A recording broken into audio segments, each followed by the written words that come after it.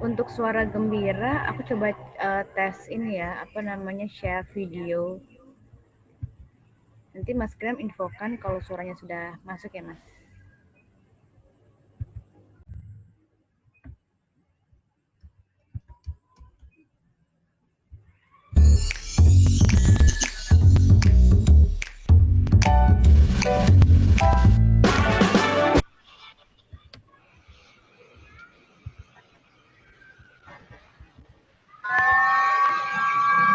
Tadi suaranya? Masuk. Aman. Sebentar. Testimoni.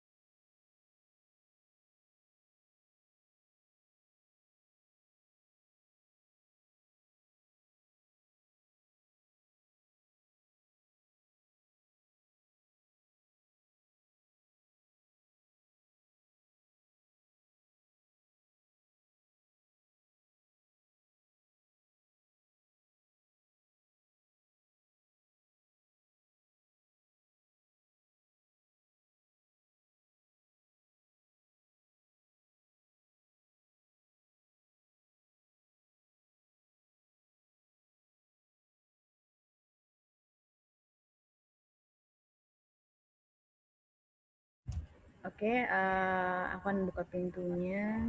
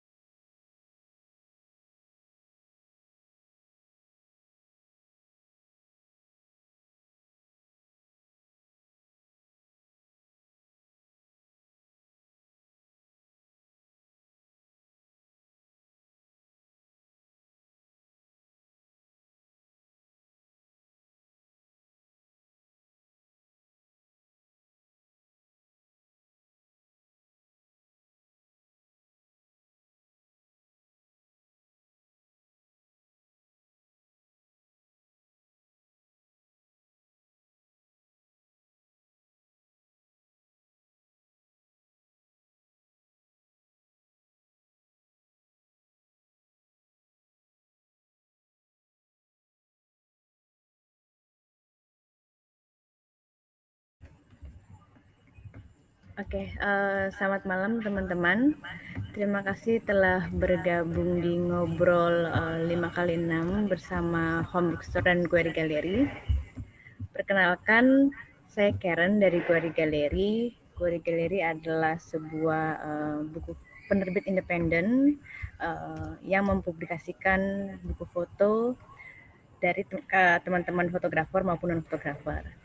Oke, jadi malam ini kita ada 5 narasumber yang akan menceritakan tentang bagaimana inisiatif mereka dalam melestarikan budaya Indonesia.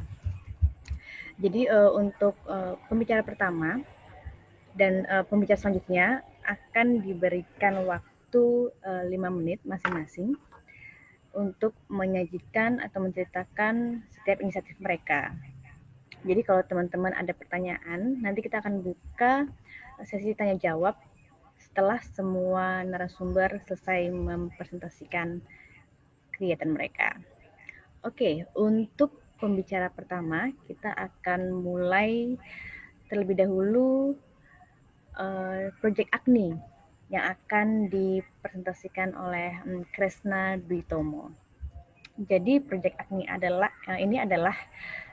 sebuah tim kecil perajin desain dan penjenamaan yang menyatukan beragam nilai budaya Indonesia menjadi suatu aset kreatif yang terintegrasi. Oke, untuk Mas Kresna bisa di unmute. Oke, sudah Mbak. Udah kedengeran belum? Halo. Halo, halo. Halo. Oke, Mas Kresna dipersilahkan untuk menceritakan apa itu Project Agni dan inisiatif-inisiatifnya selama 5 menit. Oke. Aduh, ada Mas Tito tegang gue. Sorry Halo, Mas Mas. Kresna, suaranya kayaknya agak kecil ya. Halo, halo. Udah belum? Oke. Sudah. Selamat malam semuanya. Perkenalkan, saya Kresna. Aduh, yang pertama lagi. Di sini mau kenalan. Sebenarnya kayak Agni itu apaan, terus sebentar ya, Mbak. Terus juga kita sebenarnya tim sebenarnya studio design, but kita fokus ke branding sih. Nah, ceritanya kayak dari 2017 aku bareng sama teman-teman aku bikin product branding house dari 2014, terus aku part ways dan kayak traveling segala macem, mikir kayak 2017 ngapain ya. Terus apakah aku suka banget dari dulu tuh hal-hal yang vintage, terus juga karena di rumah ada penyewaan busana tradisional, punya eyang, terus ayah di keluarga ayah di hospitality dan tourism, jadi banyak banget ngelihat aset-aset kayak budaya-budaya gitu sih sebenarnya. Cuman itu subconscious dan nggak kepikiran juga buat bikin Agni. Dan kita bikin Agni gara-gara aku insecure kayak aduh bikin apa ya, freelance gak jago-jago amat, terus segala macem. Dan insecurity itu akhirnya kayak tanggal 21 April 2018 aku bikin berdua waktu itu, waktu hari Kartini kita bikin Project Agni 2018. Nah, didasari karena kesukaan kita sih dengan hal-hal yang bentukannya ada di jalanan di Indonesia biasanya, terus juga ada hal-hal yang kayak majestic banget, kayak misalnya candi dan juga manuskrip kayak gitu-gitu sih. Kayak kita suka aja sih ngumpulin kayak gitu-gitu. Nah, ini prosesnya nanti mungkin akan lebih detail di Q&A kali ya. Kita meminjam aset pola pikir dari Cipta Rasa Karsa Tridaya. This is so far yang kita kerjain selama 2018 ke 2019. Cuman ada beberapa yang nggak diliatin juga. Nah, ini tim kita waktu 2019 ada dari macam-macam, ada dari ITB, ada dari Solo juga, dari Bandung, segala macam.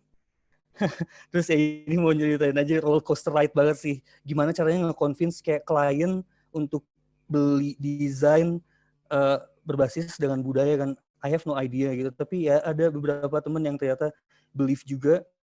Terus akhirnya kita mau tahun kedua kayak wah ini yakin nih, asik nih. And then COVID-19, and then go broke in ya pas kita lagi quarantine semuanya. Karena kita itu force major aja.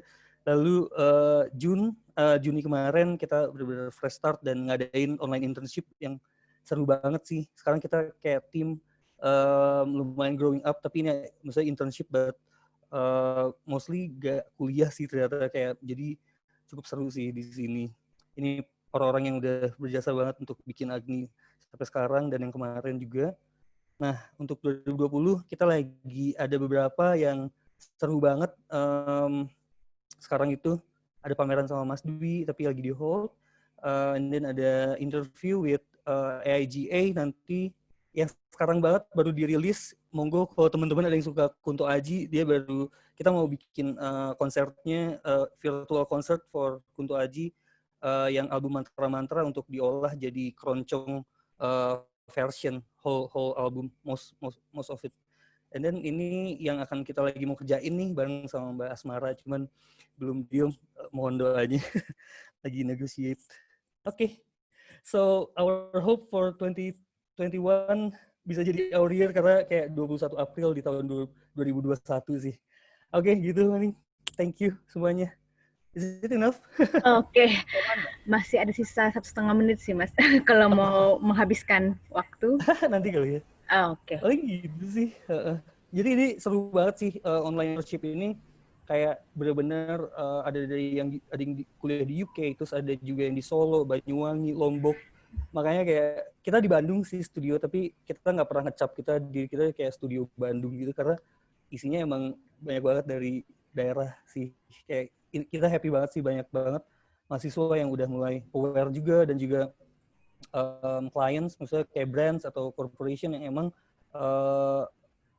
Mas kayaknya ada irisan kulturnya bagus ya, kayak gitulah, blatantly. Tapi ini seru banget sih, kayak in the 2 years process and next years ahead. Oke, thank you semuanya. Oke, terima kasih banyak Mas Kresna.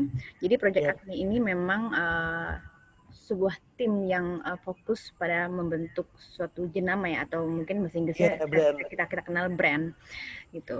Dan memang fokus ke mengangkat nilai budaya Indonesia. Oke, mungkin kalau nanti ada teman-teman yang mau bertanya bisa ditulis di kolom komentar, atau mungkin bisa tunjuk tangan langsung biar bisa bertanya langsung. Oke. Selanjutnya kita akan ke Suara Gembira. Terima kasih banyak Mas Kresna. Mas Oi akan mempresentasikan mewakili dari Suara Gembira. Jadi Suara Gembira adalah sebuah gerakan untuk mengembangkan kejayaan seni budaya Indonesia yang terkikis oleh industri hiburan mancanegara. Oke, Mas Oi bisa di-unmute untuk suara Mas Oi.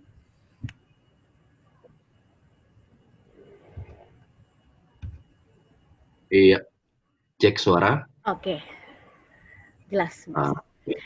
Gambarku juga udah masuk ya? Gambarnya belum masuk, Mas. Aku masih gelap di tempatku. Oke, sebentar. Oke, nanti kalau mau ada video ditampilkan, nanti aku akan bantu untuk bagikan, Mas. Oh ya, sudah ya. Ini sudah ya? Sudah. Tapi ini Mas Oi. Yap. Oke, Mas Oi persilahkan. Oke, selamat malam semuanya kawan-kawan, saudara-saudari kita semua setanah air, Jail ya. Boleh kita awali dengan video yang sudah disubmit oleh kami dulu. Untuk mempersingkat waktu, jatahnya kan cuma 5 menit.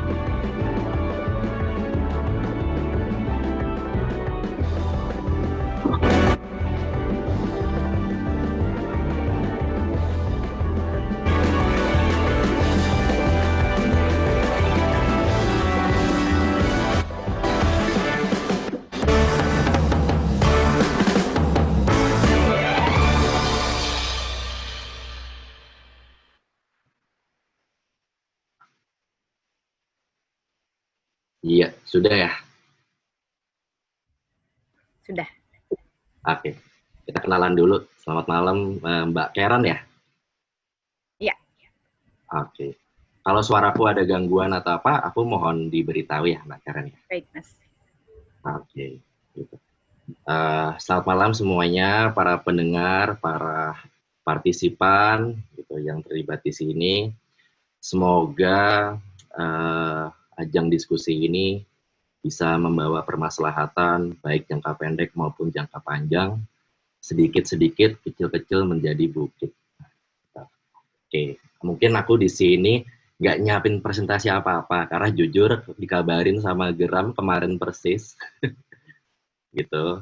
Kemarin siang, bahkan jam 3 sore baru dikasih tahu diminta, gitu. Tapi aku selalu memprioritasin kalau urusan perjuangan seni budaya, oke, aku bisain apa segala macam gitu-gitu. Jadi mohon maaf kalau aku mungkin nggak nyiapin persiapan khusus, presentasi khusus gitu. Tapi aku harap melalui video tadi sudah cukup jelas.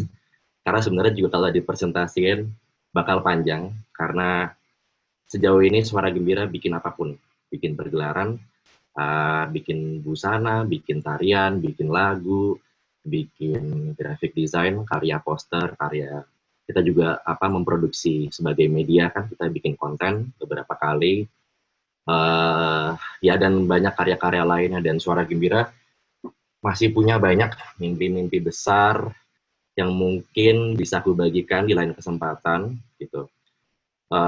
Saya pribadi adalah pemrakarsa Suara Gembira, dan apa sih sebenarnya Suara Gembira? Suara Gembira itu sebenarnya secara singkat adalah pergerakan perjuangan muda-mudi gitu yang saya ciptain untuk siapapun, bagi kalangan apapun, untuk bisa merevolusi seni budaya Indonesia supaya bisa selaras baik sama permasalahan masyarakat, permaslahatan masyarakat, selaras dengan selera masyarakat, kebutuhan masyarakat, dan sebagainya.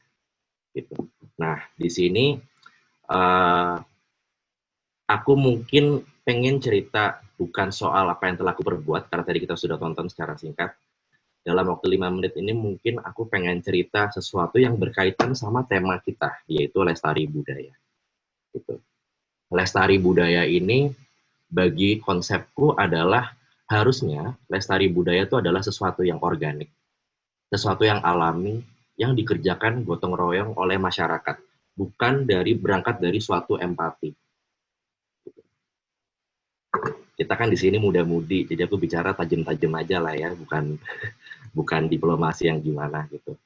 Aku kurang sepakat sama banyak apa yang selenggarakan gitu oleh negara bahkan gitu, oleh apalah yang selama ini dikomunikasikan gitu.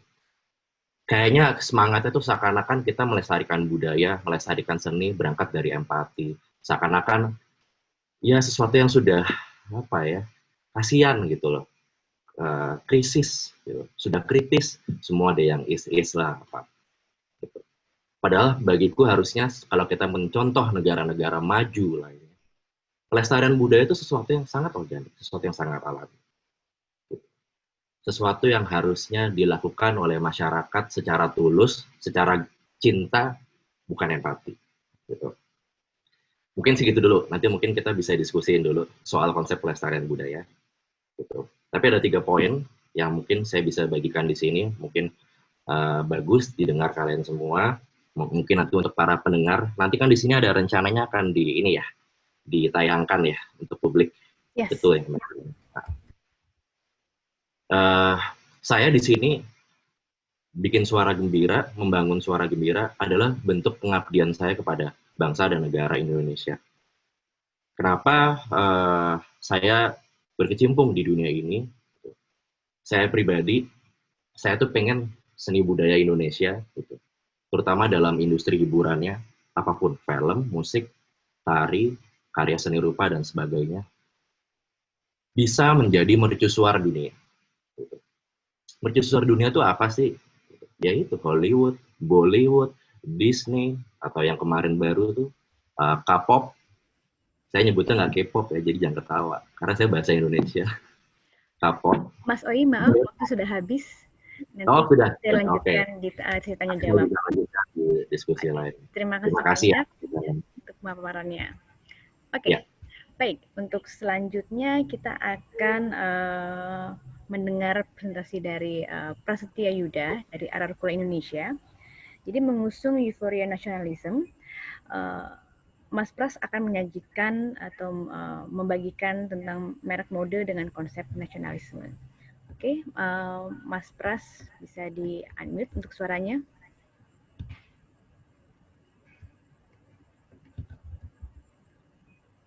Oke. Halo, dengar ya Mbak Karen?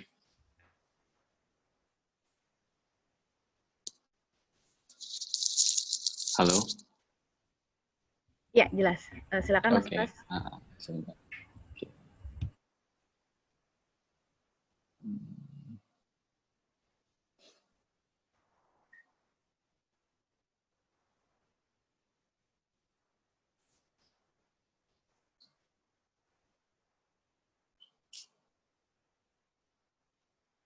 Oke. Oke. Oke, Mbak Karen, udah mulai ya? Sudah mulai, sudah terlihat presentasinya. Oke, sip. Oke. Oke, Assalamualaikum warahmatullahi wabarakatuh. Selamat malam teman-teman semuanya. Sebelumnya saya ucapkan terima kasih banyak buat Mbak Karen sama Mas Gram yang mengundang saya untuk hadir dalam diskusi ini. Kemudian salam hormat buat teman-teman yang saya lihat ini luar biasa banget ini pengalaman dan sebagainya, yang termasuk sudah kalau di sudut pandang saya semua guru bagi saya. Ya, mungkin langsung saja ke Ararkula Indonesia. Jadi kalau kita ngomongin Ararkula Indonesia sendiri itu berangkatnya mungkin memang kita berangkatnya dari apa ya istilahnya gerakan sosial, lebih ke gerakan sosial. Jadi awal kita bergerak itu dulu ada suatu gerakan sosial yang namanya Jerawi, yaitu kita concern kepada pendidikan anak-anak, ya kemudian ada kegiatan bakti sosial dan lain sebagainya. Seperti itu. Awal dulu terbentuk di kurang lebih di tahun 2014 atau 15-an seperti itu. Waktu itu kita bikin suatu organisasi sosial Jerami itu awalnya ya memang untuk ngapain nih setelah lulus kuliah, setelah kita kerja, di teman-teman mau ngapain nih, paling enggak ada sesuatu yang pengen kita share untuk masyarakat lah. Karena itu kita anggapnya rasa nasionalis kita sih Mbak, kayak gitu atau teman-teman. Jadi berlanjut terus, akhirnya kita kok kepikiran kok awalnya kita entah itu menggalang dana atau dari pendapatan yang kita bekerja itu kita sisihkan untuk ke kegiatan sosial tersebut. Kok rasanya saya pengen gimana kalau saya kepikiran mulai untuk bikin suatu produk yang dimana nanti kegiatan ini bisa terus sustain gitu. Jadi nggak istilahnya sifatnya stagnan, kita lebih produktif lagi. Jadi akhirnya muncul si Ararkula itu. Ararkula sendiri sebenarnya kalau kenapa penamaannya Ararkula juga nggak terlalu kepikiran sampai gimana-gimana sih. Jadi kalau kita awalnya memang berangkatnya rasa nasionalisme, di mana modal kita yang mungkin hampir sama kayak Mas Owi tadi, bahwasanya saya sendiri juga background-nya bukan seorang yang ahli sejarah, tapi basically saya merasa cinta sama tanah air saya. Saya ingat banget waktu itu tahun 2014 atau 15 kalau nggak salah, waktu itu di mana waktu inisiasi atau ide muncul untuk bikin suatu produk, itu marak banget tuh eranya di mana bermunculan atau terkuak sama media, muncul bahwasanya beberapa pulau-pulau kita itu diperjualbelikan sama beberapa oknum lah. Saya nggak ngomongkan entah itu pemerintah atau pejabat pada masa itu, beberapa oknum itu memanfaatkan dalam tanda kutip wewenangnya untuk memperjualbelikan pulau, kemudian dan banyak lain lah, banyak sekali kita temukan kalau kita di media-media di tahun itu. Itu yang membuat kita kenapa kok memilih Ararkula. Waktu kita searching, Ararkula adalah 10 pulau terluar di Indonesia. Jadi kalau kita lihat mungkin Nah, Ararkula sendiri kenapa logonya perahu? Yaitu Ararkula tepatnya di Kepulauan Aru. Ya ini logo perahu itu. Di Kepulauan Aru sendiri, atau Ararkula itu adalah pulau yang tidak ada penduduk tetapnya. Jadi pulau itu terlihat hanya pada waktu siang hari. Kalau malam sudah kena air pasang, sudah hilang pulaunya. Tapi pada waktu siang hari kita dapat pemandangan yang cukup bagus, di mana pulau itu diperlihatkan banyak sekali nelayan-nelayan lokal area dekat Kepulauan Aru itu sandar di situ, istirahat di situ. Kelihatan banyak sekali perahu-perahu.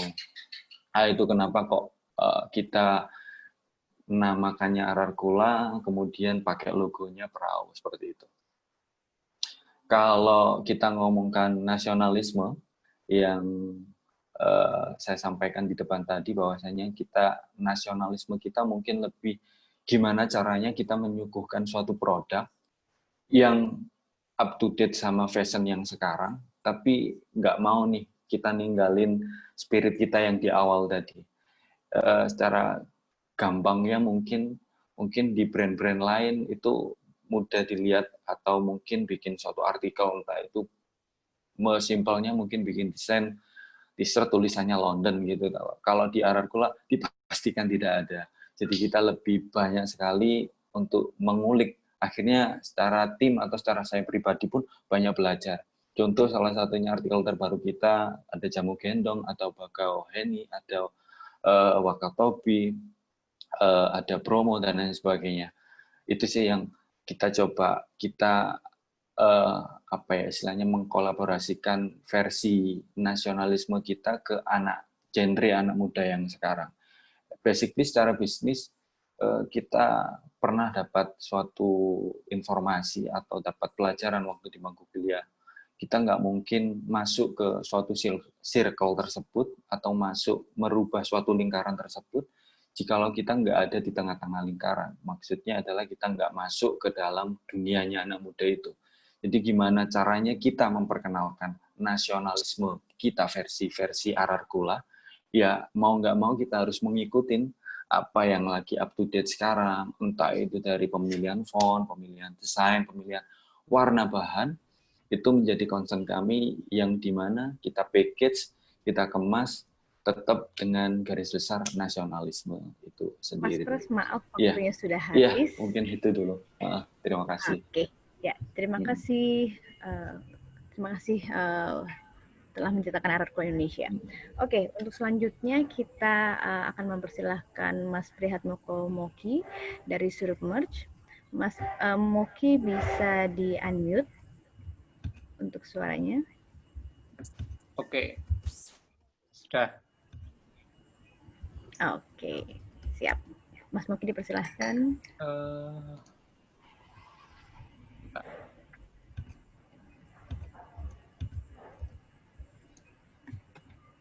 Sudah kelihatan ya, Mbak? Sudah. Oke. Selamat malam semuanya, teman-teman. Nama saya Moki. Saya akan presentasi tentang Surup. Jadi Surup ini adalah merchandise, dan merchandise sandang sebetulnya. Jadi kita banyak membuat produk di Surup ini yang kaitannya dengan sandang. Lalu pada awalnya ini saya inisiasi sendiri, terus kemudian saya mengajak teman saya bernama Anjali untuk mengurus Surup ini. Jadi kayak dia yang akan mengurus tentang penjualan, kemudian dia yang akan memberi saran produk apa yang baru, up to date atau ngetren atau apa gitu. Terus pada awalnya sebetulnya produk Surup itu berangkatnya dari karya seni. Jadi basic saya adalah perupa, seniman, dan banyak mengolah visual untuk membuat karya. Salah satunya yang ada di sini ini mungkin bisa dilihat di Instagram, ada banyak karya yang sudah saya upload di sana. Dan apa namanya, saya tertarik menggunakan konteks sejarah khususnya Jawa untuk membuat karya gitu. Dan kebanyakan karya saya adalah printmaking karena saya suka dengan sifat yang edisinya gitu. Kalau print kan edisi gitu. Dan menurut saya dengan semakin banyak membuat edisi, semakin mudah untuk menyebarkan gagasan idenya gitu. Lalu kemudian saya tertarik membuat produk surup ini karena produk surup kan juga kaitannya dengan print dan mungkin akan lebih menarik untuk atau lebih mudah untuk mengenalkan isi dari karyaku itu tadi. Jadi di sini misalnya ada seri Bergodo. Bergodo itu adalah prajurit dari keraton yang kemudian saya visualisasikan sesuai dengan perkembangan zaman saat ini gitu. Saya berkolaborasi dengan Gunawan Marianto, dia yang akan membuat puisinya karena Gunawan Marianto adalah sastrawan. Ini juga Bergodo Mantri Jero namanya. Ini juga Bergodo Prawiratomo. Kira-kira kayak gini. Jadi ini desain Bergodonya ini Wirobrojo, kemudian di belakangnya ada puisi Mas Gunawan Marianto, kemudian ini produk yang saya buat untuk pameran di Europalia di Belgia waktu itu, gitu. Dan ini juga produk yang lain, serinya Tuntunan Salat, ada Wudu, ada Tayamum, gitu-gitu nanti. Terus ini seri yang lain, seri Memedi. Memedi itu kalau bahasa Indonesianya hantu. Jadi saya mengangkat tema hantu Jawa. Gitu. Ini Wewe Gombel nama hantunya. Terus ini juga seri Memedi, namanya Banaspati. Ini saya tertarik untuk membuat atau mengembangkan produk batik. Jadi karya-karya yang sudah saya buat tadi bermacam-macam di kaos, di postcard, di tote bag, kemudian saya tertarik untuk dibuat di batik. Ini contohnya, ini packaging surup, memakai besek biar ramah lingkungan, tidak memakai plastik. Ini juga kertas roti gitu. Juga ini packaging postcard. Gitu. Jadi seperti yang saya bilang tadi, rencananya ya ke depan eksperimen dengan teknik batik, kemudian bekerja sama dengan pembatik dari Bantul. Jadi di sana ada satu sentral yang satu desa yang pekerjaannya adalah pembatik. Saya kemudian tertarik atau kita tertarik sebetulnya untuk berkolaborasi dengan mereka, gitu-gitu. Gitu. Nah,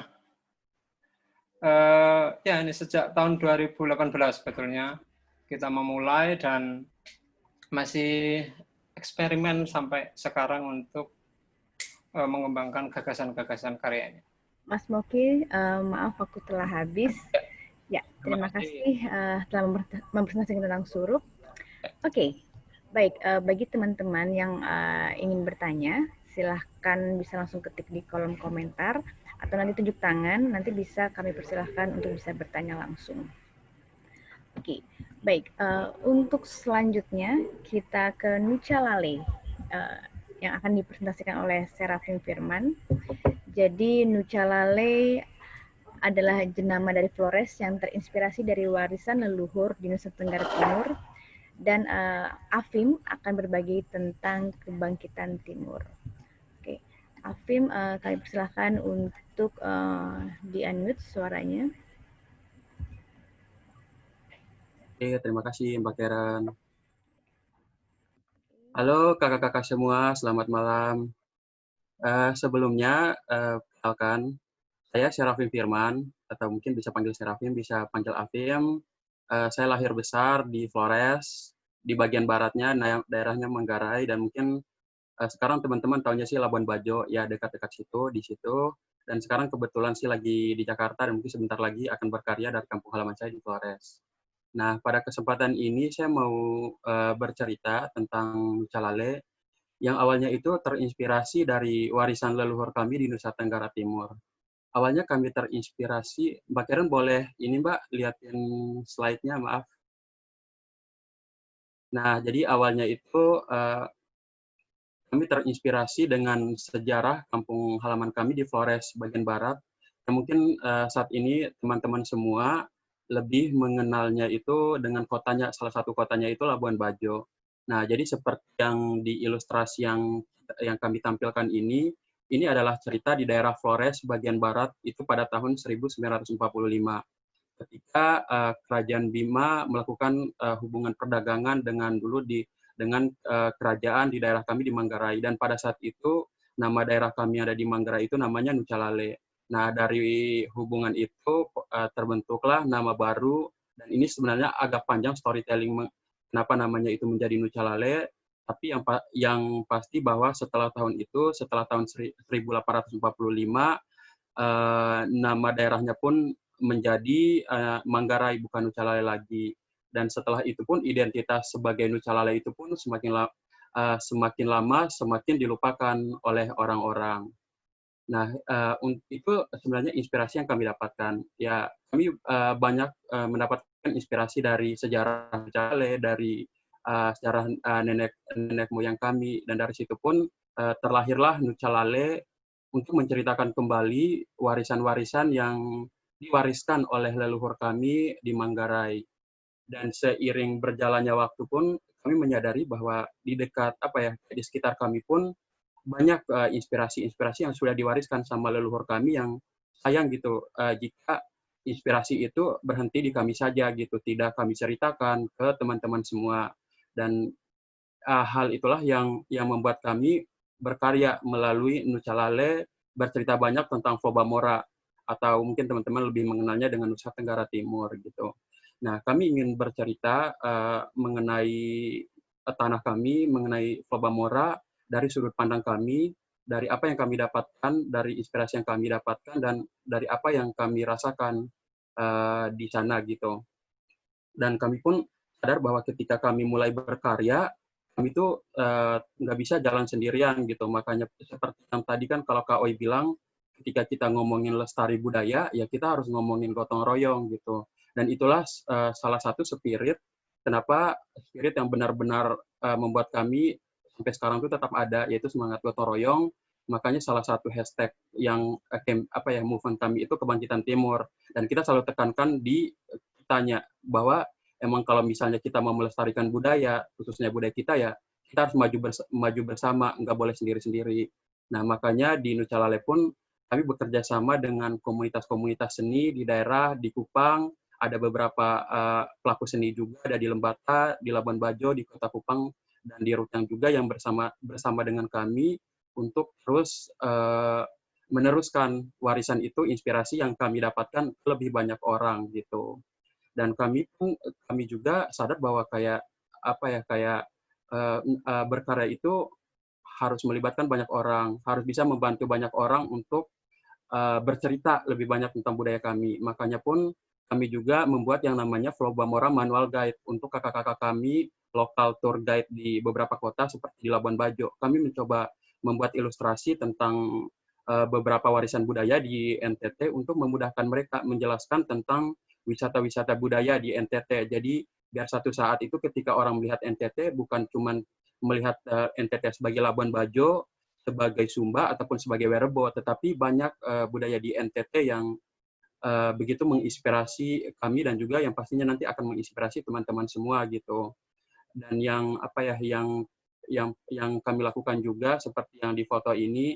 Kalau tadi kami begitu mau meneruskan inspirasi itu, tapi kalau yang terakhir itu yang akan kami lakukan itu, kami mengapresiasi orang-orang yang menginspirasi kami. Salah satunya itu artisan-artisan yang menurut kami mereka lah artisan sesungguhnya. Ada mama-mama di dua kampung, di Kampung Nampe dan Kampung Ruang, dan kami akan berkarya dengan mereka melalui lembaran tenun mereka. mencoba membawa tenun itu dengan dengan mungkin dengan nilainya, dengan budaya, dengan proses, dan yang akan kami tekankan itu, kami akan lebih memperkenalkan mereka lagi, mama-mama ini, bahwa mereka adalah artisan yang sesungguhnya. Walaupun kita sebagai membuat produknya, tapi yang paling berjasa untuk sebuah karya itu mereka, karena tanpa lembaran tenun mereka, tanpa helaian benang mereka pun nggak ada karya kami gitu. Dan ini adalah beberapa contoh produk kami, dan tadi pun mungkin Mbak Karen bisa di slide sebelum ini. Nah, di slide sebelum ini pun ketika kami beberapa tempat, salah satunya kami pernah diberi kesempatan dari salah satu art market di Malaysia, kami diundang untuk hadir di sana, dan ketika di sana pun yang kami lakukan itu justru akhirnya kami tidak menjual produk gitu, justru akhirnya kami lebih banyak bercerita tentang Nusa Tenggara Timur, dan mereka pun, karena yang menjadi ciri khas kami itu adalah... Maaf, waktu sudah habis. Oh ya, oke. Oke. Silakan. Ya, oke. Nanti kita akan lanjutkan lagi ya di Oke, tanya jawab. Oke, baik. Terima kasih. Kita bisa lanjut lagi. Oke. Untuk penjelasan selanjutnya akan ada Ika Nasution dari Jatiwangi Art Factory. Jadi sebagai pekerja seni di Jatiwangi Art Factory atau JAF, Ika akan menyajikan sebuah organisasi nirlaba yang berfokus pada wacana kehidupan pedesaan lokal melalui kegiatan seni dan budaya. Ika, kami persilahkan untuk menceritakan tentang Jatiwangi Art Factory. Halo semuanya. Halo, Dengar suaranya jelas? Oke, jelas. Selamat malam semuanya. Senang banget diundang di sini ketemu teman-teman yang lain. Ada Mas Moki, ada Mas Yuda, Serafim. Tadi Masnya dari Suara Gembira, saya ke situ loh Mas nonton. Jadi keinget waktu konser di Palace. Aku mungkin mau share screen biar lebih jelas soal Jatiwangi. Oke. Jatiwangi itu banyak orang yang suka bingung sebenarnya Jatiwangi itu di mana sih? Mungkin ada juga yang beberapa teman udah ke sini, ada di sini. Jatiwangi itu di Jawa Barat, masuknya sih Kabupaten Majalengka. Tapi kebanyakan orang taunya Jatiwangi, ya udah Jatiwangi punya kayak negaranya sendiri aja gitu. Karena di sini semenjak 2005 itu ada sebuah komunitas yang dibangun oleh seorang seniman namanya Mas Arif Yudi. Jadi dia pulang ke kampung halamannya di Jatiwangi akhirnya. Di waktu lokasi di Jatiwangi itu yang dikenal sebagai produsen genteng terbesar se-Asia Tenggara itu lagi bobrok-bobroknya atau lagi sangat berkurang dan hampir hilang. Akhirnya dia merancang gimana sih caranya warga itu tetap dekat dengan identitasnya, yang paling dekat di kesehariannya itu genteng dan tanah liat. Maka akhirnya muncullah namanya Jatiwangi Art Factory. Di sini itu tanah nggak hanya sebuah tanah yang biasa kita lihat, yang kita injak, tapi juga sebagai bahan, gagasan, juga ide untuk melakukan hal-hal yang akhirnya bisa membuat genteng Jatiwangi dan tanah liat itu dikenal di orang. Dan sebenarnya untuk si apanya sendiri sih, penduduknya agar masih punya, ternyata genteng itu masih dihargai, masih berharga, dan ternyata orang banyak yang datang ke sini itu kayak orang-orang asing, seniman yang residensi di sini, itu membuat mereka akhirnya percaya diri, oh ternyata yang saya kerjakan ini masih berguna dan menarik bagi orang-orang luar. Misalnya kayak ngikutin workshop oleh seniman keramik itu ke anak-anak muda, karena memang benar-benar di sini juga karena tidak ada regenerasi, akhirnya anak muda pun asing sama kegiatan sebagai pekerja genteng, karena semenjak 2010 kira-kira itu udah masuk pabrik industri asing yang kebanyakan garmen. Terus mereka cuman sampai SMP itu udah langsung mikirnya ya udah kerja di pabrik aja gitu, nggak, karena kerja di pabrik genteng juga kotor, main sama tanah, jadi nggak ada yang mau. Akhirnya JAF ini mencoba untuk mencari kemungkinan-kemungkinan gimana sih kita masih menghargai identitas warga Jatiwangi, yaitu tanah. Dan kita juga yang terbaru itu proposal besar sebenarnya, ini jangka panjang, untuk menjadikan Jatiwangi itu kota terakota. Proyek pertamanya itu adalah membuat museum dari terakota, sama ini mahasiswa dari UPH Jakarta yang membuat sama warga. Jadi di sini memang biasa banget kelihatan warga berdampingan sama orang luar atau orang asing, seniman ataupun arsitek ataupun desainer, musisi dan macam-macam. Karena di sini kita juga selain punya istilahnya mainan, tanah itu dijadiin apa aja termasuk alat musik. Saya kebetulan punya band namanya Lair, itu alat musiknya semua dari genteng. Mungkin nanti bisa dikasih linknya kalau mau lihat. Dan kita punya festival besar tiap 3 tahun namanya Rampak Genteng. Boleh dicari di YouTube, banyak. Terima kasih. Oke, terima kasih banyak Ika telah menyajikan tentang Jatiwangi Art Factory. Mungkin nanti dirimu bisa bagikan link Lair pulpenmu di kolom komentar, jadi teman-teman bisa lihat apa saja sih lagu yang telah diproduksi oleh teman-teman Lair. Oke. Sekarang kita buka sesi tanya jawab. Terima kasih teman-teman yang sudah mempresentasikan masing-masing inisiatifnya. Oke, kita lihat di kolom komentar. Mungkin Mas Gram nanti juga bisa langsung bertanya kepada teman-teman. Oke, kita di kolom chat. Dari Gori-Gari, itu Ari, rekan saya sendiri. Mas Muki, logonya Surup keren Mas. Itu makna logonya apa? Mungkin Mas Muki udah jawab di kolom komentar, tapi bisa paparkan lebih lanjut. Dan kenapa akhirnya memakai nama Surup sendiri? Ya, aku udah tulis di jawaban tadi. Jadi itu logonya itu penggabungan dari huruf S dan matahari terbenam. Karena Surup itu bahasa Jawa kan. Kalau dalam bahasa Indonesia artinya itu petang. Atau dari perpindahan dari sore ke malam gitu.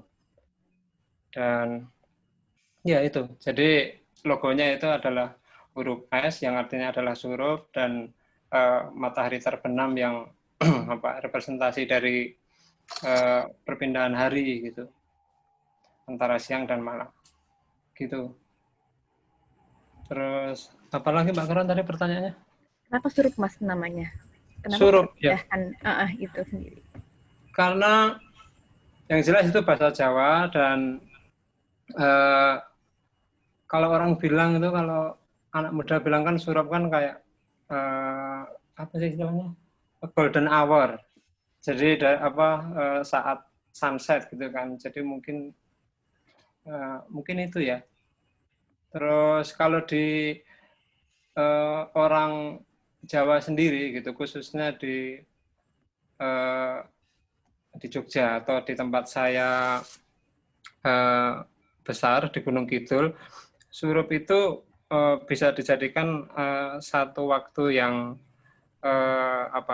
yang sakral gitu, karena biasanya kalau udah Surup terus ibu-ibu atau orang tua gitu menyuruh anaknya untuk pulang ke rumah, karena biasanya di saat itulah ada banyak memedi atau hal-hal gaib yang akan muncul gitu. Jadi hal-hal cerita-cerita itu yang kemudian menurutku menarik juga ya. Cuma satu Surup kan nggak banyak tuh waktunya, dari matahari ada terus kemudian terbenam, dan petang kan sebetulnya nggak banyak itu cuma sedikit waktunya tapi berarti gitu loh. Mantap Mas. Oke, ada pertanyaan dari Cecilia Nindya. Mas Muki karyanya banyak yang mengangkat tentang agama dan budaya. Pernah nggak sih ada kontroversi atau reaksi yang gimana gitu?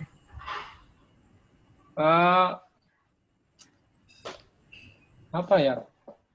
Ya beberapa pernah ada kontroversi, cuma nggak banyak ya.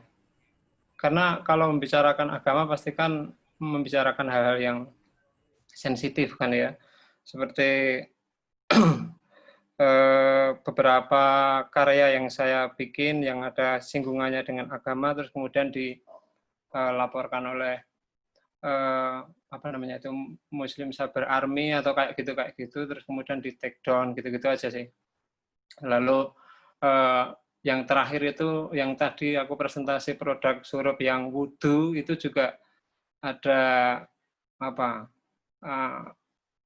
sih istilahnya, ada DM masuk gitu, terus kemudian apa istilahnya mengkritik mungkin ya, karena ada tulisan Arab di sana dan itu mereka menganggap itu sakral kalau itu dipakai dibeli orang, dipakai orang, terus kemudian orang itu tidak memahami betapa pentingnya tulisan Arab, terus dibawa masuk ke apa istilahnya kamar mandi gitu, terus kemudian nanti hukumnya jadi dosa, ya gitu kayak gitu selalu ada sebetulnya. Dan kontroversi kecil itu menurutku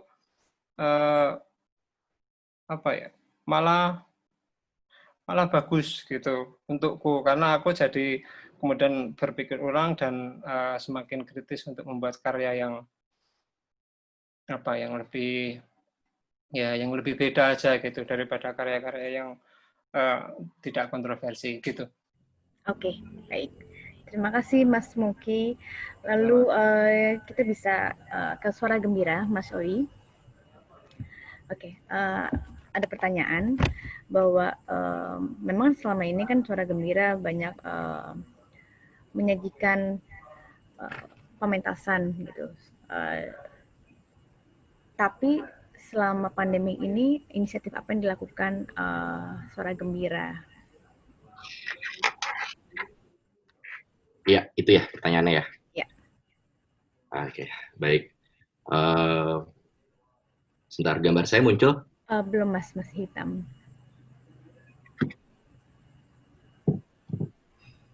Oke, aku sambil bicara dulu ya. Aku sih udah tayangin gambarnya, tapi nggak tahu kenapa. Memang betul kami salah satu dari mungkin banyak sekali perusahaan atau apapun itu, wujud-wujud usaha kita semua yang kena dampak, mungkin bisa dibilang apa ya, aku nggak mau bilang buruk, dijaga ujian, cobaan gitu, karena pandemi COVID ini. Gitu. Tapi bagi aku menyikapi COVID ini, dan kita semua sepakat Suara Gembira, bahwa kita nggak mau ngoyo untuk, kita bukan golongan yang ngoyo produktif.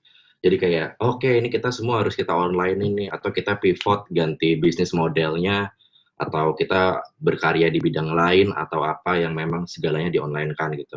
Jadi waktu pada saat pandemi, gitu, aku malah berpikir sebaliknya, kenapa nggak coba untuk kita fokus dulu untuk adaptasi sama COVID-nya dulu. Kita berdamai dulu, apa sih kebiasaannya, apa segala macam. Dan apa namanya, sempat kepikiran begitu kita kita udah kenal nih seperti ini kebiasaan pasarnya, akhirnya kita lihat fenomena online waktu di bulan pertama, mulai banyak ada seminar sana sini, konser online mulai masih sedikit pada saat itu.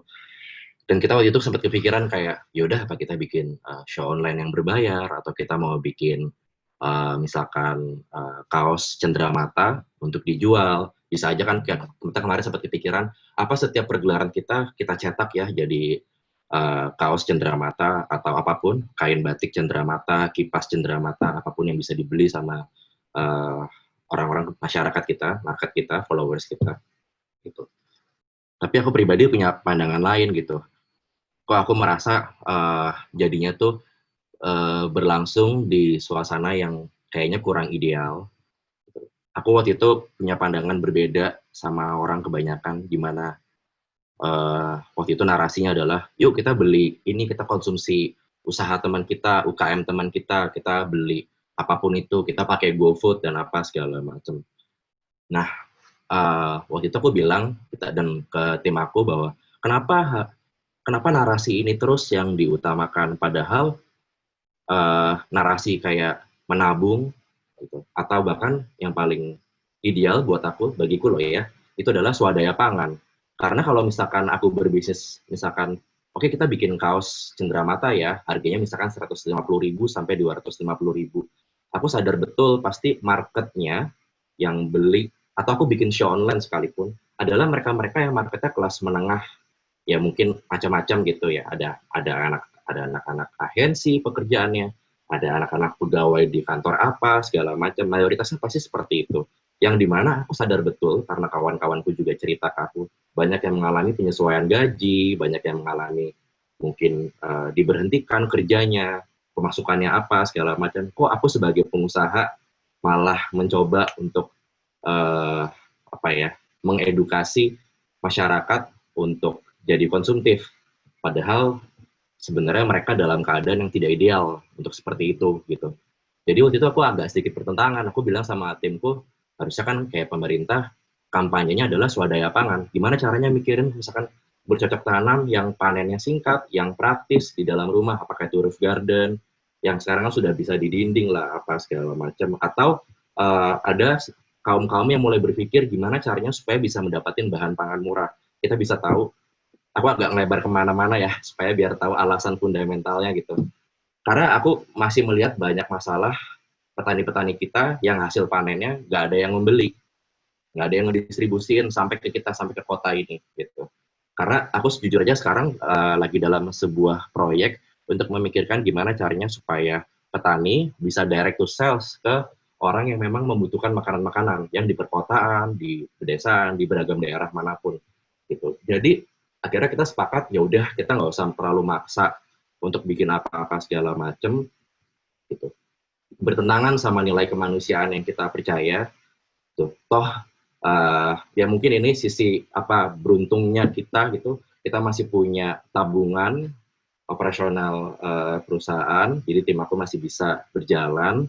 Dan kegiatan yang paling kita utamakan adalah kita banyak banget evaluasi diri, justru evaluasi Suara Gembira ini, apa sih yang kira-kira masih bisa kita maksimalkan, apa sih yang kemarin mungkin kurang efisien, kurang efektif gitu.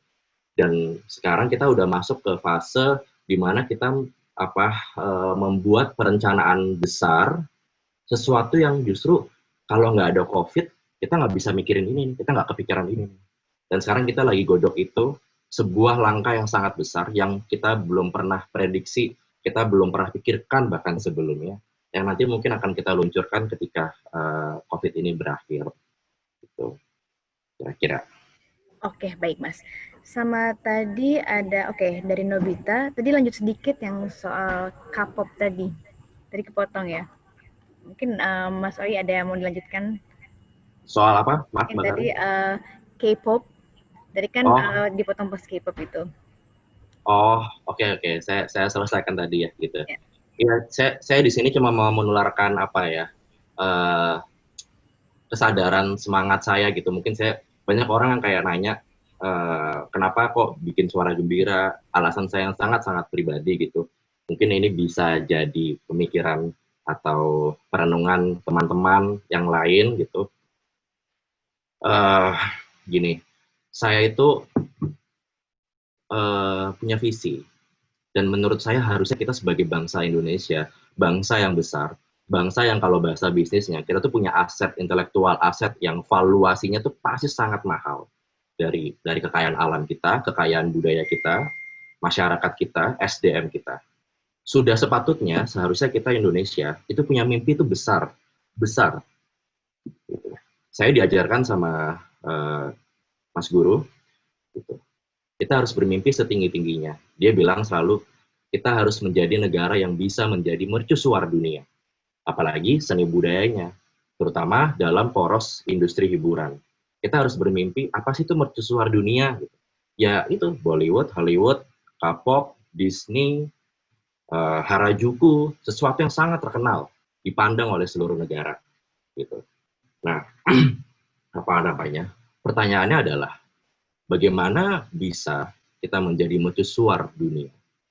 Seperti yang tadi aku sebutkan. Kalau kita terus-menerus dalam berkarya, itu tuh mencontoh mereka, meniru mereka, atau bahkan mengadopsi apa yang mereka lakukan. Padahal yang aku sebutkan sudah jelas. Hollywood dengan gaya arogansinya, dengan keamerikaannya, Bollywood dengan budaya Indianya, dengan nada dia yang begitu kaya, dengan aliran musiknya, busananya, gitu. Disney dengan segala kegembitaannya, gitu. Atau mungkin K-pop dengan konsisten bahasa Koreanya, dengan segala fashionnya. Jepang juga demikian dengan karakternya. Bagaimana kita bisa menjadi mercusuar dunia kalau kita terus berbondong-bondong mengadopsi 100% karya luar negeri, aliran luar negeri, budaya luar negeri, kalau kita mau menjadi mercusuar dunia. Lalu yang kedua, saya juga sadar banyak teman-teman gitu yang ingin sekali nyemplung, berkecimpung di industri kreatif. Saya pun juga begitu. Kenapa saya bikin Suara Gembira? Karena saya tumbuh besar, dididik dengan banyak materi seni yang saya pelajari, dan saya ingin nyemplung ke industri kreatif.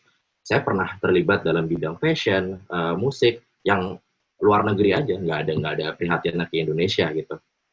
Nah, di situ saya berpikir, kalau saya nyemplung ke industri kreatif, tapi saya tidak merangkul seni budaya Indonesia, itu sama saja saya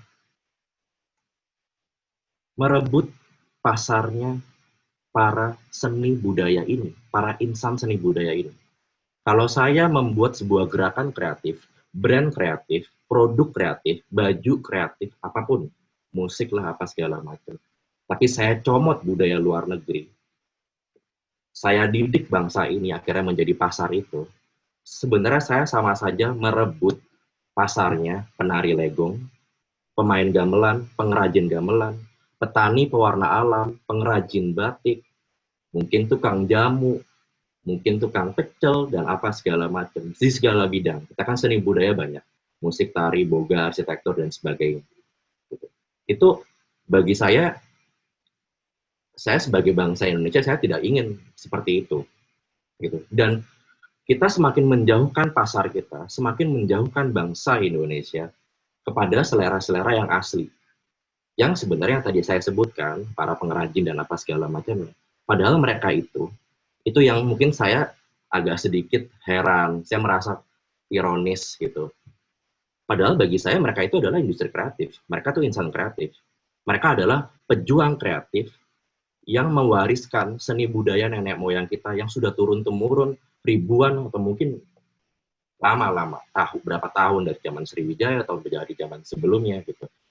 Dan saya ingin mengajak kita semua muda-mudi, jangan cuma memproduksi kreativitas saja, jangan cuma berpikir seni saja, tapi kita ini juga harus berpikir politik. Kita ini harus bisa menjadi antitesanya negara, antitesanya pemerintah. Karena kita ini bukannya gini, kebanyakan seniman kayak, gue nggak mau peduli soal politik lah, apa segala macam. Menurut aku, menjadi politik itu nggak harus menjadi kotor. Justru bagi aku, pemuda itu wajib berpolitik. Bung Karno pernah bilang begitu. Setiap pemuda wajib berpolitik. Karena kita ini hidup bernegara. Kita bukan hidup dalam keadaan monarki atau apapun itu. Kita ini hidup bernegara. Kita ini bangsa dan ada pemerintah. Kita sebagai bangsa punya kewajiban untuk terus mengkritik, mengevaluasi. Kalau perlu kita sadarkan banyak orang untuk gotong royong. Untuk memperbaiki segala apapun yang dilakukan oleh negara. Saya terus terang sangat ironi, gitu loh. Kok, ya kemarin saya melihat ada badan resmi untuk industri kreatif, hari ini juga ada digabung oleh satu bidang lainnya. Saya melihat kok kayaknya seniman-seniman yang kayak tukang jamu, kayak warung pecel, penari legong, pembatik, penenun, penyongket, petani pewarna alamnya, apapun, arsitektur, atau yang bikin patung, yang apapun lah, gitu. Pewayang orang, itu mereka tidak dianggap industri kreatif. Tapi apa bedanya mereka dengan pengusaha-pengusaha makanan salted egg chicken yang ada di GoFood, ada di usaha apa-apa, itu dianggap industri kreatif. Jadi kayaknya industri kreatif itu nggak ada hubungannya sama seni budaya. Padahal menurut saya, nafasnya harus satu nafas. Karena kalau tidak satu nafas, itu sama saja kita membunuh lagi-lagi pasar mereka. Sama saja kita menjauhkan bangsa ini dari selera asli Indonesia, seni budaya asli Indonesia. Itu poin nomor 2. Poin nomor 3 adalah harusnya, ya, kalau saya jujur sebagai diri sendiri, bukan atas nama Suara Gembira atau saya pribadi, saya itu nggak pernah bisa kompromi sama siapapun gitu yang memilih, ya tapi kan gue senengnya Barat, gue senengnya Beatles, gue senengnya Beyonce dan segala macam. Saya agak sulit kompromi dengan pemikiran-pemikiran seperti itu. Karena bagi saya, kita ini sudah menjadi takdir sebagai orang yang berketuhanan, menyebutkan Pancasila yang pertama, kita tuh harus tahu bahwa kita sudah ditakdirkan kan, sudah menjadi bangsa Indonesia. Nah, ketika kita sudah menjadi bangsa Indonesia, menurut saya kita ini berkewajiban loh untuk peduli sama apapun yang terjadi dalam bangsa dan negara ini. Dan salah satunya adalah seni budaya, sesuatu yang sangat berdampingan sehari-hari. Gitu. Maka dari itu, atas kesadaran itu, saya akan komitmen mengabdi pada bangsa dan negara ini melalui Suara Gembira. Itu tadi yang mau saya sampaikan kira-kira Mbak Heran. Oke, baik. Terima kasih Mas Oli. Mungkin kita bisa lanjut dulu ke, mungkin sebelumnya sebagai penutup, pesan-pesan apa yang Mas Oli ingin sampaikan kepada generasi muda sekarang dalam membangun narasi kebanggaan berbudaya Nusantara? Saya rasa tadi yang aku sampaikan lumayan cukup ya, 3 poin itu. Tapi mungkin kalau spesifiknya, saya senang kalau misalkan kira-kira kalau seandainya di seminar langsung kan aku bisa nanya gitu ya. Anak mudanya misalkan genrenya apa, saya biar jadi tambahan nilai gitu dari apa yang tadi udah saya paparkan. Misalkan dalam bidang musik kah, apa dalam bidang seni rupa atau apa, bolehkah saya bertanya demikian supaya bisa lebih spesifik? Mungkin tadi dalam seperti seniman yang jarang diangkat seperti pewayangan orang, terus jamu. Oke. Saya mungkin ini pesan saya untuk anak-anak muda yang di daerah-daerah yang bukan di Jakarta. Gitu. Definisinya adalah yang sulit terekspos sama pergaulan atau mall-mall atau majalah atau segala arogansi ibu kota Jakarta. Mungkin begini,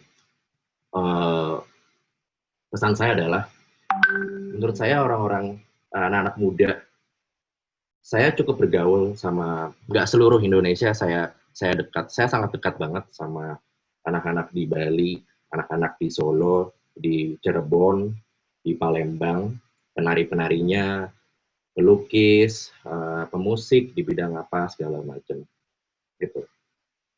Mungkin kalau saya bisa berpesan kepada mereka, saya ingin walaupun kalian orang daerah, gitu, mulai belajar mengabaikan apa yang ada di Jakarta.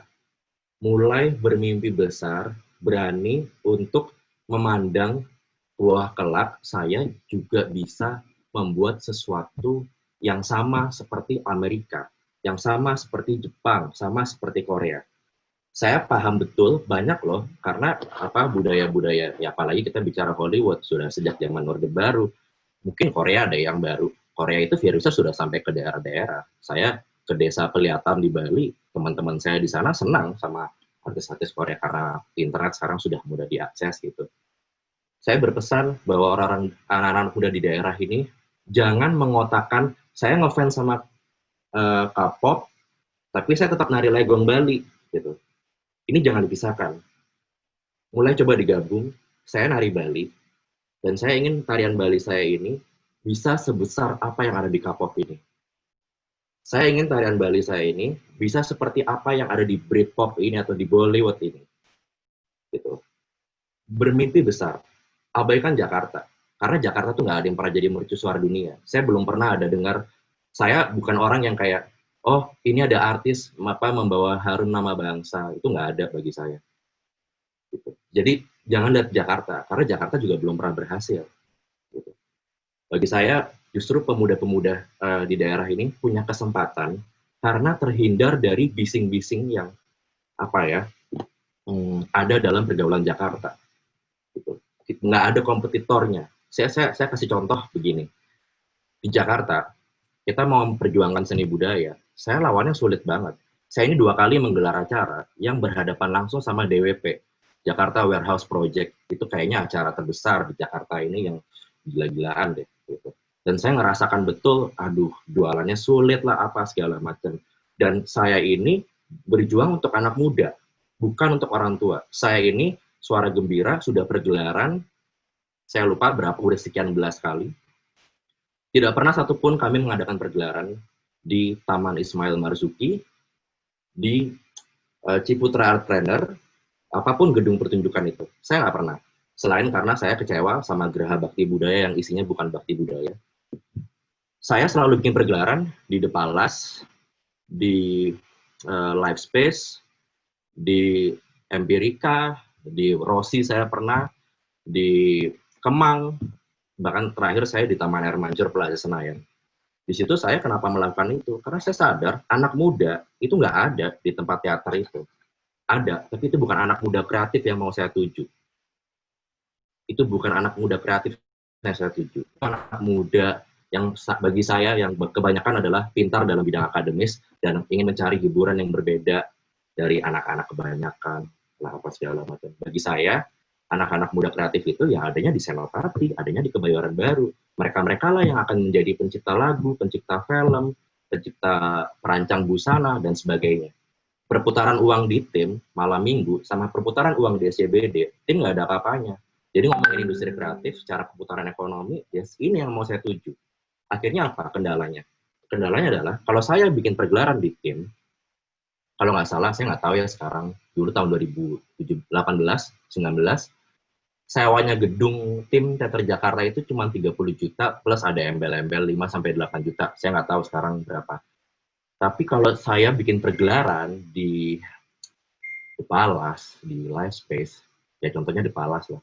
The Palace itu pergelaran, saya nyewa gedungnya itu tuh, kalau nggak salah, akhir pekan sekarang 250 juta. Besar, mahal sekali. Saya bikin di Live Space, kalau nggak salah 200 juta, dan itu saya juga harus nyewa ruang artis, saya nyewa kafe di sebelahnya, untuk saya jadikan ruang artis, saya sewa kafe di sebelah kirinya juga, untuk saya jadikan ruang artis. Saya bayar mahal sekali, karena saya harus bayar omsetnya mereka, untuk saya tutup mereka, jadi ruang artis kami, gitu. Padahal kalau di tempat teater kayak di tim, atau di Ciputra Trainer, dan sebagainya itu tuh, mereka udah tersedia lengkap sekali ya, infrastrukturnya, panggungnya sudah bagus, ruang artisnya lengkap dengan segala cerminnya. Kita harus bangun lagi, harus sewa tempat mahal lagi. Apa sih tujuan saya segitunya? Karena itu lagi, saya pengen membuat seni budaya ini relevan sama anak muda. Dan sekarang bicara anak muda Jakarta, anak-anak muda kreator Jakarta, itu hadirnya di situ. Mereka punya penglihatan ganda kalau saya tayangkan itu di situ. Kalau pergelaran saya ini ditayangkan di tempat-tempat seperti itu, pasti akan ada apa ya istilahnya ya, pandangan sebelah mata gitu loh. Tapi saya pengen setara nih sama DJ-DJ atau band-band dari luar yang pernah main di sini, atau hiburan-hiburan yang memang dicintai sama anak muda di sini. Poin saya di sini, saya mau ngomong itu bukan soal Suara Gembira atau apanya, itu saya sudah biasa. Tapi saya mau nyampein bahwa di daerah-daerah persaingannya belum seperti ini. Di Jakarta tuh segala kolektif, segala konser dari luar negeri, apa segala macam, artis dari sana sini, klub tiap hari buka DJ entah apalah, belum model-model hiburan lainnya gitu tuh, itu belum ada kan yang sebising itu di daerah-daerah.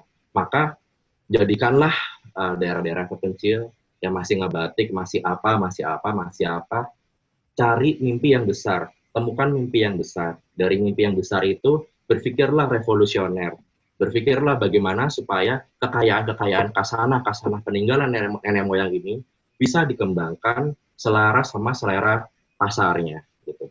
Dan jadikanlah tempat-tempatmu yang belum seperti Jakarta yang masih udang bising sana sini sebuah kesempatan luas di mana kalian tidak berkompetisi banyak, gitu. Bagi saya itu sih mungkin kira-kira yang bisa saya sampaikan secara spesifik untuk anak-anak muda di daerah apapun itu bidangnya. Oke. Ya. Terima kasih banyak Mas Oi. keren banget untuk bisa menyangati kita semua anak muda, terutama juga yang di daerah. Lalu kita lanjut lagi ke Project Agni, Mas Kresna. Oke, ada pertanyaan. Wah, ini kayaknya dari dalam kolom chat ini bisa saling kolaborasi nih antara Jatiwangi dengan Project Agni. Oke, ada pertanyaan dari Home. Apa arti dari Project Agni dan mimpi apa sih yang ingin dicapai oleh Mas Kresna untuk Nusantara dalam hal melestarikan budaya ini? Oke, terima kasih Mas Gram pertanyaannya ya.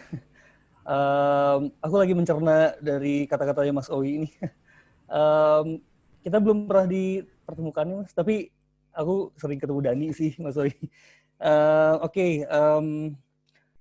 Apa ya? Kalau ngomongin mimpi juga, karena kita juga sama sih, mungkin kita dipertemukan di sini juga dari apa ya, kecintaan kita sih ya dengan hal-hal yang ada di Indonesia atau di Nusantara sih. Jadi banyak banget sih yang pengen dicapai oleh Agni ke depannya, dan udah nggak ada apa ya, untuk bisa ternilik lagi gitu di perjuangan kita bareng-bareng ini sih. Salah satunya mungkin yang aku pengen banget, bener tadi sih, kayak rural is the new urban, I guess. Dan itu juga udah ada kalau misalnya kita lihat di pasar papringan dan segala macam, dan dengan mereka bikin currency sendiri, mereka punya sistem ekonomi sendiri, dan akhirnya mereka bisa sustain gitu. Kita pengen tap in sih, kalau ke depan kita pengen tap in ke sustainable tourism in cultural atau juga integrated sih. Kayaknya itu sih ke depannya, kayak tourism itu dimulai dari destination branding dulu sih. Kita pengen banget kolaborasi dan segala macam, ngolah satu daerah dan juga benar-benar integrated aja semuanya, kayak benar-benar dari mulai tenunnya misalnya kalau di timur, atau makanannya, atau 5 Sense sih yang kita pengen kejar, benar-benar integrated 5 Sense branding sih Mbak, untuk di daerah-daerah sih. Karena itu satu, dan juga punya tim atau kayak punya project benar-benar dari Sabang sampai Merauke sih kita pengen banget. Kayak benar-benar every region, benar-benar semua provinsi kita ada. Mungkin kita sekarang baru ada satu tim di Solo, tapi ya start small, itu salah satunya sih. Dan arti dari Project Agni sendiri yaitu banyak banget sih artinya. Salah satunya mungkin bahasa Indianya, Sanskrit atau Tamilnya, Agni itu diambil dari kata Dewi atau dewa api sih. Tapi juga kalau misalnya di bahasa Jawa ada bahasa geni juga. Nah, kita terinspirasi dari spirit sih sebenarnya. Kita terinspirasi dari pengalaman aku pribadi juga. Aku mencapai suatu enlightenment bahwa kayaknya gue harus melakukan ini deh. Dan di situ tuh kayak pas awal bener-bener modal spirit doang, modal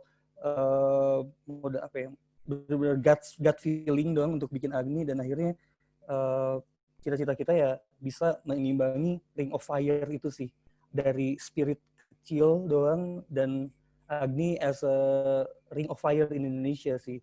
Jadi kayak semua project dan semua karya kita bisa dilihat dari Sabang sampai Merauke sih. Itu mimpi kita sih ke depannya gitu. Oke. Menjawab nggak? Oke. Ya, terima kasih Mas Kresna. Lalu selanjutnya, tadi kan ini kan bahwa Project Agni ini adalah suatu tim kecil perajin desain ya. Bagaimana sih proses akhirnya membentuk Jenama itu sendiri, atau mungkin kita kenal brand? Nama Project Agni. Jadi kan Project Agni ini kan banyak memproduksi jenama gitu dari klien-klien yang ada kan. Proses akhirnya bagaimana jenama terbentuk, dari riset itu sendiri dan mengangkat budaya itu, boleh diceritakan sedikit? Oke Mbak Karen, aku kalau ini boleh liatin prosesnya langsung dari slide aja kali ya? Iya, dari slide. Ada waktu nggak? Oke, ada. Oke, sebentar. Oke. Karena kalau Mas, dijelasin share. karena kita visual banget sih. Oke. Contohnya ini sih. Ini yang kita kerjain buat di sorry, kelihatan nggak ya? Ya, kelihatan. Ini yang kita kerjain buat di di Lombok Timur waktu itu. Ini juga terintegrated banget sih dengan tadi bahasan-bahasan kita semuanya sih sebenarnya sama semua sih ya. Jadi kita ngolah dan ini sebenarnya prototype. Kita nggak bilang ini ideal, but kita ngolah satu budaya, satu region di sana. Ini sebenarnya materi buat internship waktu kemarin, terus kita ngolah dari segi budayanya, krianya, nusanya, dan jiwanya sih. Lalu sorry, kenapa ya? Sorry, ini kayaknya ada partisipan yang iseng masuk. One time, I mean long time, feed my long song, go back to Hong Kong, send you back to Hong Kong, Hong Kong, mother love me long time, fucky, one time, Hong Kong, one time, Hong Kong. Oke, sebentar, ini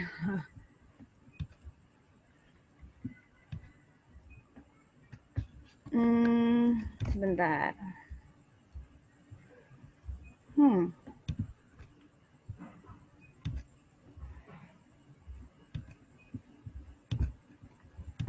Remove.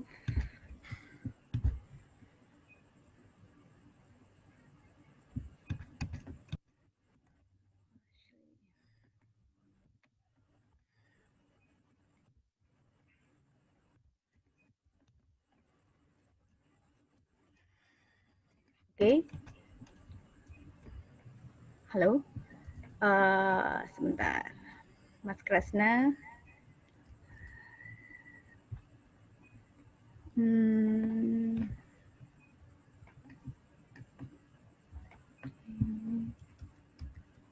Sebentar ya, Mas.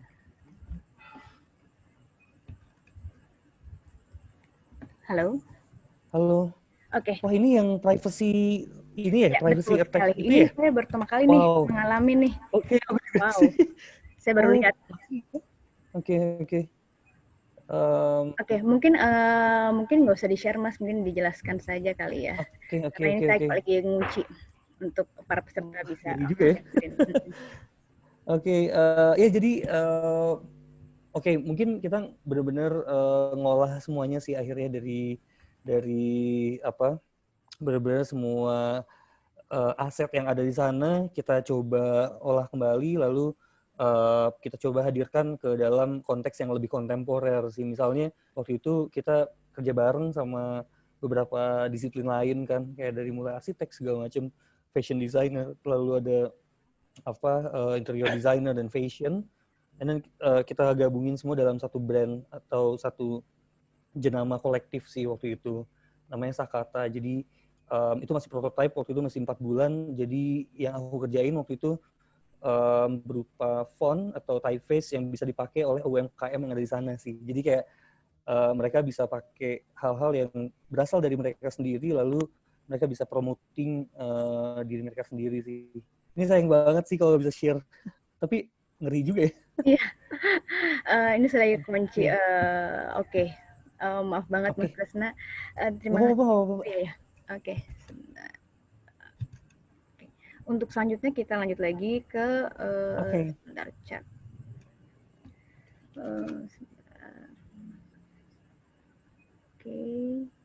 Oke. Untuk Ika. Sendiri. Oke, dengan keberadaan JAV ini di tengah penduduk lokal, pastikan juga mengangkat ada dampak ekonomi juga ya. Oke, mungkin bisa ceritakan nggak lebih lanjut kayak pengalaman ke penduduk lokal tersebut dengan keberadaan JAV. Ika, aku unmute.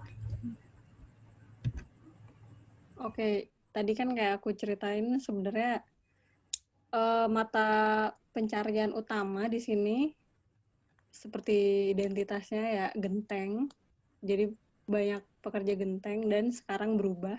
Tadi ya antara pekerja genteng sama petani, terus sekarang berubah antara pekerja pabrik genteng jadi ke pabrik garmen. Nah, si Jeff itu yang menyadari kan, kita sempat melakukan riset soal berapa banyak sih pabrik genteng yang tersisa. Tahun 2018 itu ternyata cuma 100-an gitu lah, nggak sampai 190. Dari tadinya ada 600 pabrik genteng yang ada di Jatiwangi. Jadi kita nyari cara gimana caranya untuk melakukan diversifikasi produk. Karena tahu sendiri kan mungkin genteng Jatiwangi itu bersaingnya berat banget sama Bajaringan, sama genteng, sama yang lain dari segi arsitektural. Sekarang kan ya tahu sendiri kan udah arsitek-arsitek milihnya mungkin desain minimalis yang tidak memakai genteng tanah liat lagi. Jadi kita undanglah teman-teman yang kira-kira bisa bantu untuk mikir, misalnya seniman keramik, arsitektur, desainer juga untuk gimana caranya, karena Jatiwangi cuma punya tanah untuk diolah. Beruntung bener banget tadi kata Mas Oy ya kalau punya budayanya harus ya gotong royong dilestarikan, tapi di Jatiwangi budaya kita itu ya identitas kita yaitu tanah. Jadi cuman tanah yang bisa diolah sampai akhirnya yang dilakukan oleh masyarakat untuk mencari makan, mencari ya untuk sehari-hari. Akhirnya kita salah satu yang udah kejadian sih bikin ubin hias ya.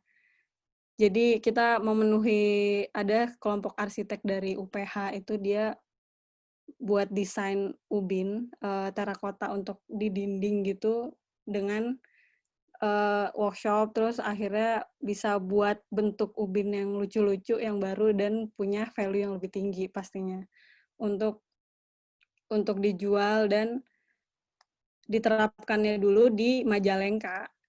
Jadi gedung-gedung pemerintahan di Majalengka itu, kantor-kantor pemerintahan daerah itu udah mulai mengganti desain gedungnya itu sama terakota. Itulah yang kita jadikan akhirnya kerjasama. Kalau Jatiwangi ini mengajukan gimana kalau kota ini tuh dirubah jadi kota terakota. Kan ini case yang sangat jarang banget ya. Sekelompok warga itu mengajukan untuk RDTR-nya si daerah Kabupaten Majalengka ini dari kesepakatan warga. Kan biasanya pembangunan itu ya udah dari atas ke bawah gitu. Sementara padahal kita punya rights to development kan. Gimana kita mendukung pembangunan di daerah meskipun tingkat kabupaten ataupun kecamatan itu dari warganya sendiri, kebutuhan kita, kebutuhan warga sekitar, bukan dari atas yang tiba-tiba. Jadi ini kejadian nyata banget. Tahun 2018 itu harusnya ada 30 pabrik asing yang harusnya berdiri di sepanjang jalan Majalengka, dari Cirebon ke Sumedang. Itu kan dilewatinnya Majalengka. Tapi karena ada ide itu dan kesepakatan 11.000 warga yang dikumpulin dari inisiatif JAF, itu akhirnya diundur dan diberantakin lah sama kita. Akhirnya disetujuin itu untuk ditandatangani sama Ridwan Kamil kalau kita akan jadi kota terakota 2024. Gitu. Wow, oke. Nggak sabar pengen lihat gimana nanti 2024. Desainer diundang ke sini loh semuanya. Oke, siap. Kita akan datang. Oke, thank you banget Ika. Maksudnya selalu terus untuk inisiatifnya dan untuk band Lair juga. Dan mungkin suatu saat nanti kayak saya pribadi bisa mampir ke Ari. Siap. Oke, lalu kita lanjut ke Nucalale. Kayak saya pengen tahu sih bagaimana Nucalale itu melibatkan pemuda-pemudi lokal dalam inisiatif Nucalale itu sendiri. Oke, untuk Afim aku unmute ya.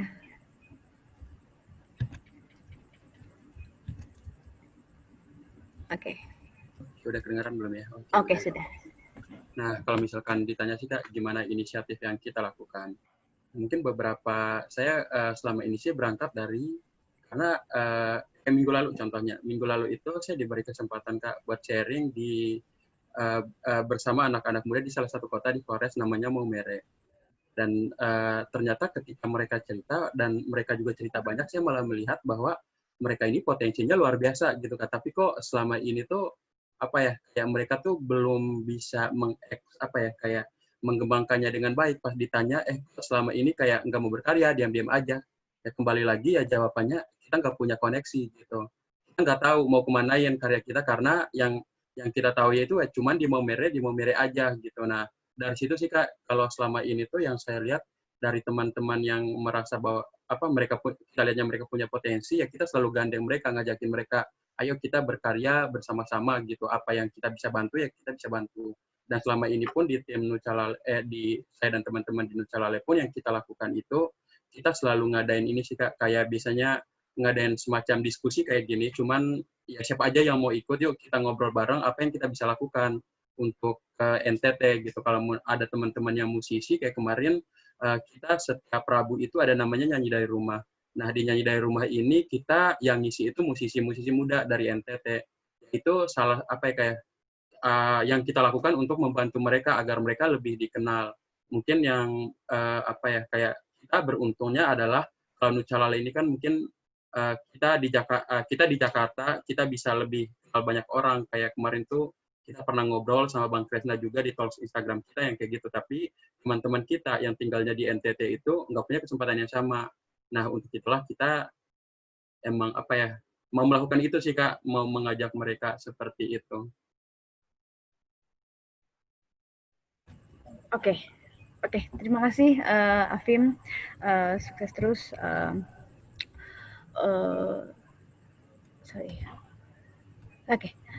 Terima kasih Afim, sukses terus untuk Nucalale.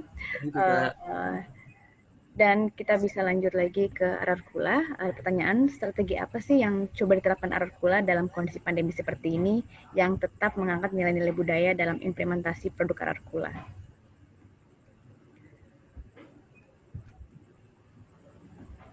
Oke, Mas Pras, aku ini ya, unmute sebentar.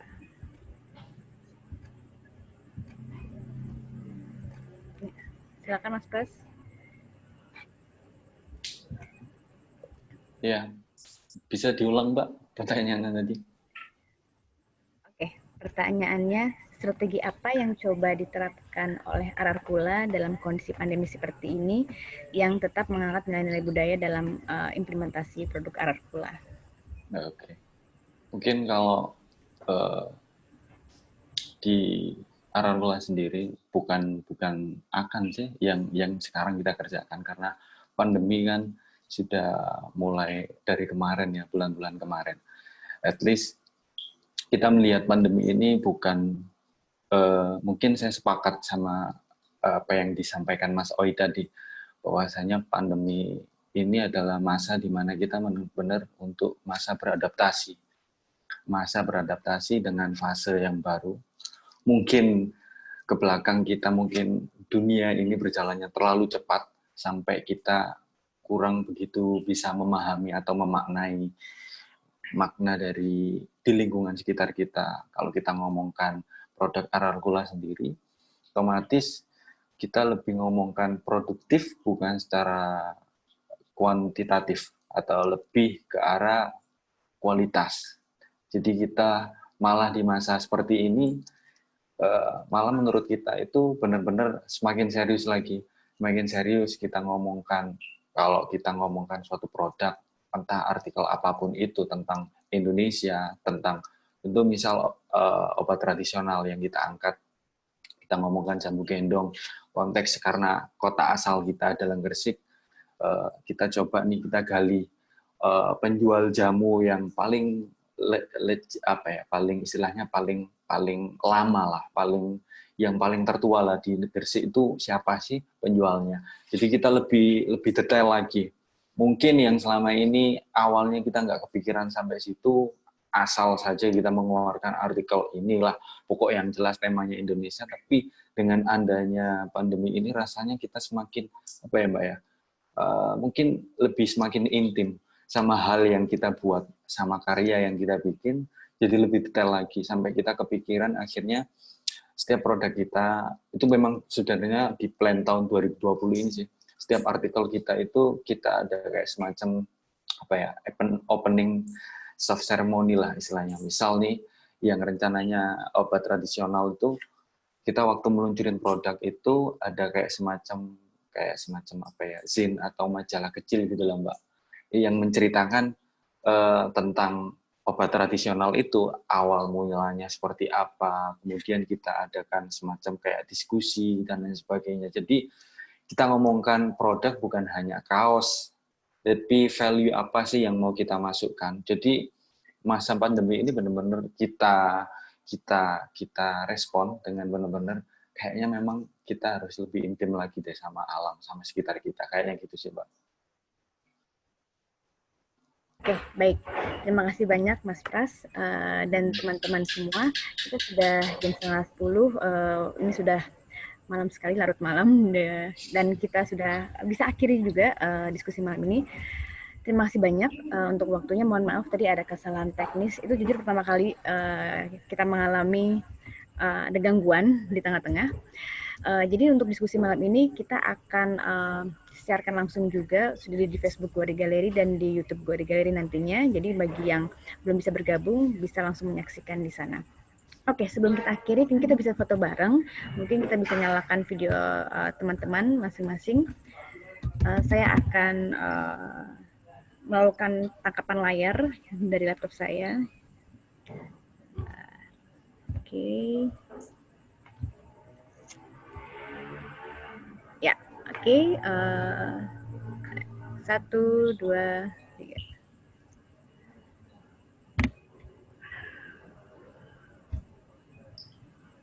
Oke, sudah. Ya, terima kasih banyak teman-teman. Sampai ketemu di diskusi 5x6 selanjutnya. Terima kasih. Oke, terima kasih.